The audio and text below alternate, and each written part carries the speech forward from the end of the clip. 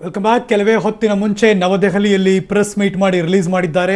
ಯಡಿಯೂರಪ್ಪನವರಿಗೆ ಸಂಬಂಧಪಟ್ಟಂತೆ breaking news. 1,800 ಕೋಟಿಯನ್ನು ಅವರು ರವಾನೆ ಮಾಡಿದ್ದಾರೆ ಅಂತ ಅವರು ಮುಖ್ಯಮಂತ್ರಿ ಆದಂತಹ ಸಂದರ್ಭದಲ್ಲಿ ಕೇಂದ್ರ ಬಿಜೆಪಿಯ ಕೇಂದ್ರ ಚುನಾವಣಾ ಸಮಿತಿಗೆ 1,000 ಕೋಟಿ, ಅರುಣ್ ಜೇಟ್ಲಿ, ನಿತಿನ್ ಗಡ್ಕರಿ ಅವರಿಗೆ ತಲಾ 150 ಕೋಟಿ, ಪ್ಲಸ್ ರಾಜನಾಥ್ ಸಿಂಗ್ ಅವರಿಗೆ 100 ಕೋಟಿ, ಜೊತೆಗೆ ನಿತಿನ್ ಗಡ್ಕರಿ ಅವರ ಮಗಳ ಮದುವೆಗೆ 10 ಕೋಟಿ, BSY ಅವರ ಕೇಸುಗಳ ವಕಾಲತಿಗೆ 50 ಕೋಟಿಯನ್ನು ಕೊಟ್ಟಿದ್ದಾರೆ ಅನ್ನೋದನ್ನ ಡೈರಿಯ ಮಾಹಿತಿಯನ್ನು ಜೊತೆಗೆ ಅದರ ದಾಖಲೆಗಳನ್ನು ಕೂಡ ಕಾಂಗ್ರೆಸ್ನವರು ಬಿಡುಗಡೆ ಮಾಡಿದ್ದಾರೆ. ಅದಕ್ಕೀಗ ಶೋಭಾ ಕರಂದ್ಲಾಜೆ ಮಾನ್ಯ ಸಂಸದೆಯರು ಕೂಡ ಅದನ್ನು ಸಾರಾಸಗಟಾಗಿ ತಳ್ಳು ಹಾಕಿದ್ರು. ಇದೆಲ್ಲವೂ ನಕಲಿ ಅನ್ನೋದನ್ನ ಅವರು ಕೂಡ ತಳ್ಳು ಹಾಕ್ತಿದ್ದಾರೆ. ಆರೋಪ ಪ್ರತ್ಯಾರೋಪಗಳು ಇದೀಗ ಶುರುವಾಗ್ತಿದೆ ಅನ್ಸುತ್ತೆ. ಕೇಂದ್ರ ನಾಯಕರಿಗೆ ಅವರು ಮುಖ್ಯಮಂತ್ರಿ ಆದಂತಹ ಸಂದರ್ಭದಲ್ಲಿ 1,000 ಕೋಟಿ ಹಣವನ್ನು ಸಂದಾಯ ಮಾಡಿರುವ ಆರೋಪವನ್ನು ಇದೀಗ ಕಾಂಗ್ರೆಸ್ ಭಾರತೀಯ ಜನತಾ ಪಕ್ಷದ ಯಡಿಯೂರಪ್ಪನವರ ಮೇಲೆ ಮಾಡ್ತಾ ಇದೆ. ಮತ್ತಷ್ಟು ಮಾಹಿತಿ ನನ್ನ ಕೊಲಿಗ್ ರವೀಶ್ ದೂರವಾಣಿ ಸಂಪರ್ಕದಲ್ಲಿ. ರವೀಶ್, ಎಲೆಕ್ಷನ್ ಸಂದರ್ಭದಲ್ಲಿ ಇದು ಕಾಮನ್ನು, ಇದರಲ್ಲಿ ಯಾವುದೇ ಹುರುಳಿಲ್ಲ, ಇದೇನೂ ಇಲ್ಲ, ಇದರಲ್ಲಿ ಎಲ್ಲವೂ ನಕಲಿ ಅಂತಿದ್ದಾರೆ ಬಿಜೆಪಿಯವರು.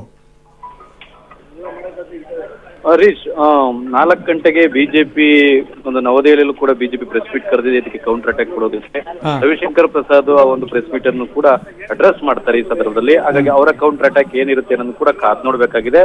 ಹಾಗಾಗಿ ಬಿಜೆಪಿಯ ಒಂದು ಸ್ಪಷ್ಟೀಕರಣ ಏನಿರುತ್ತೆ ಈ ಒಂದು ಡೈರಿ ಹಗರಣಕ್ಕೆ ಸಂಬಂಧಪಟ್ಟಂತೆ, ಈ ಕಾಂಗ್ರೆಸ್ ಮಾಡಿರ್ತಕ್ಕಂಥ ಆರೋಪದ ಬಗ್ಗೆ ಮತ್ತೆ ಅವರು ರಿಲೀಸ್ ಮಾಡಿರ್ತಕ್ಕಂಥ ದಾಖಲೆ ಬಗ್ಗೆ ಸ್ಪಷ್ಟನೆಯನ್ನು ಕೂಡ ಸಾಕಷ್ಟು ಕುತೂಹಲ ಮೂಡಿಸಿದೆ ಅಂತಾನೆ ಹೇಳ್ಬೋದು.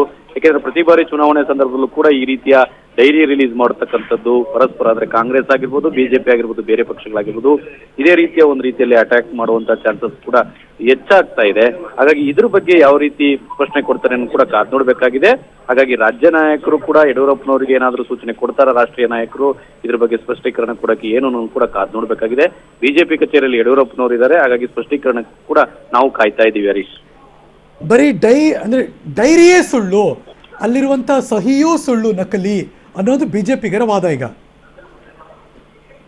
ಅದೇ ರೀತಿಯ ವಾದವನ್ನು ಮಾಡ್ತಾರೆ ಸಹಜವಾಗಿ. ಯಾಕೆಂದ್ರೆ ಗೋವಿಂದರಾಜ್ ಅವರ ಡೈರಿ ಒಂದು ಆರೋಪ ಸಂದರ್ಭದಲ್ಲೂ ಕೂಡ ಕಾಂಗ್ರೆಸ್ ಅದೇ ರೀತಿಯ ಆರೋಪವನ್ನು ಕೂಡ ಮಾಡಿತ್ತು. ಅಂದ್ರೆ ಡೈರಿಯಲ್ಲಿ ಇರ್ತಕ್ಕಂಥ ಸಹಿ ನಮ್ಮೋದಲ್ಲ, ಇನ್ಶಿಯಲ್ಗಳ ನಮ್ಮೋದಲ್ಲ, ಎಲ್ಲವೂ ಕೂಡ ಸುಳ್ಳು, ಇದೇ ರೀತಿಯ ವಾದವನ್ನ ಕಾಂಗ್ರೆಸ್ ಕೂಡ ಮಾಡಿತ್ತು. ಹಾಗಾಗಿ ಸಹಜವಾಗಿಯೇ ಒಂದು ಬಿಜೆಪಿ ನಾಯಕರು ಕೂಡ ಇದೇ ರೀತಿಯ ಕೌಂಟರ್ ಅಟ್ಯಾಕ್ ಅನ್ನು ಕೂಡ ಕೊಡಬಹುದು. ಹಾಗಾಗಿ ಇದುವರೆಗೂ ಕೂಡ ಯಾರೊಬ್ರು ಕೂಡ ಪ್ರತಿಕ್ರಿಯೆ ಕೊಟ್ಟಿಲ್ಲ. ಆದ್ರೆ ನಮ್ಮ ಒಂದು ವಾಹಿನಿ ಪ್ರತಿಕ್ರಿಯೆ ಸಂದರ್ಭದಲ್ಲಿ ಕೂಡ ಶೋಭಾ ಕರಂದ್ಲಾಜೆ ಅವರು ರೀತಿಯ ಹೇಳಿಕೆಗಳನ್ನು ಕೂಡ ಕೊಟ್ಟಿದ್ದಾರೆ. ರಾಜಕೀಯ ಮಾಡ್ತಾ ಇದ್ದಾರೆ, ಚುನಾವಣೆ ಸಂದರ್ಭದಲ್ಲಿ ಇದು ಸಾಮಾನ್ಯ ಅನ್ನೋ ಮಾತುಗಳನ್ನು ಕೂಡ ಹೇಳ್ತಾರೆ. ಹಾಗಾಗಿ ಪರ್ಟಿಕ್ಯುಲರ್ ಆಗಿ ರಾಷ್ಟ್ರೀಯ ಒಂದು ಬಿಜೆಪಿಯಿಂದ ಯಾವ್ದು ಸ್ಪಷ್ಟನೆ ರವೀಶ್, ಇದನ್ನ ಅನಲೈಸ್ ಮಾಡ್ತೀರಿ ನಿಮಗೆ, ಅವ್ರ ಮೇಲೆ ಹೇಳ್ಕೊಂಡು ಓಡಾಡ್ತಾ ಇದ್ದಾರೆ, ತಾರ್ಕಿಕ ಅಂತ್ಯ ಕಾಣಲ್ಲ ಅಂದ್ರೆ ವಾಟ್ ನೆಕ್ಸ್ಟ್ ಆಗಿದ್ರೆ ಸುಮ್ಮನೆ ಮುಂದಕ್ಕೆ ಹೋಗುತ್ತೆ ಅಷ್ಟೇ ಇದು ಚುನಾವಣೆ ಸಂದರ್ಭದಲ್ಲಿ? ಖಂಡಿತವಾಗಿಯೂ ಕೂಡ. ಯಾಕಂದ್ರೆ ನಾವು ಇತಿಹಾಸ ಪುಟಗಳನ್ನು ತೆರೆದು ನೋಡಿದಂತಹ ಸಂದರ್ಭದಲ್ಲೂ ಕೂಡ ರಾಜಕೀಯ ಪಕ್ಷಗಳು ಇದೇ ರೀತಿಯ ಆರೋಪ ಪ್ರತ್ಯಾರೋಪದಲ್ಲೂ ಕೂಡ ತೊಡಗ್ತವೆ. ಆದ್ರೆ ಯಾವುದನ್ನು ಕೂಡ ತಾರ್ಕಿಕ ಅಂತ್ಯಕ್ಕೆ ತೆಗೆದುಕೊಂಡು ಹೋಗೋದಿಲ್ಲ. ಅಂದ್ರೆ ರಾಜ್ಯ ಒಂದು ಭ್ರಷ್ಟಾಚಾರ ಪ್ರಕರಣಕ್ಕೆ ಸಂಬಂಧಿಸಿದಾಗಿರ್ಬೋದು, ಕೇಂದ್ರದ ಇದಕ್ಕಾಗಿ ಸಂಬಂಧಿಸಿದಾಗಿರ್ಬೋದು. ಯಾಕೆಂದ್ರೆ ಸಹಜವಾಗಿಯೇ ಕಾಂಗ್ರೆಸ್ನ ಗೋವಿಂದರಾಜ್ ಅವರ ಮೇಲೆ ಆರೋಪ ಬಂದಂತಹ ಸಂದರ್ಭದಲ್ಲೂ ಕೂಡ ಇದುವರೆಗೂ ಕೂಡ ಅದು ತಾರ್ಕಿಕ ಅಂತ್ಯ ಕಂಡಿಲ್ಲ. ಕೇವಲ ಆರೋಪ ಪ್ರತ್ಯಾರೋಪದಲ್ಲೂ ಕೂಡ ಅದು ಮುಗಿದೋಗ್ಬಿಡ್ತು.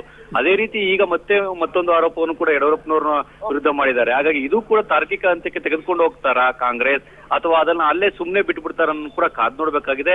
ಯಾಕೆಂದ್ರೆ ಲೋಕಪಾಲರಿಗೆ ಅವರು ದೂರನ್ನು ಕೂಡ ಕೊಡ್ತಾರೆ ಅನ್ನೋ ಮಾತುಗಳು ಕೂಡ ಕೇಳಿ ಬಂದಿದೆ.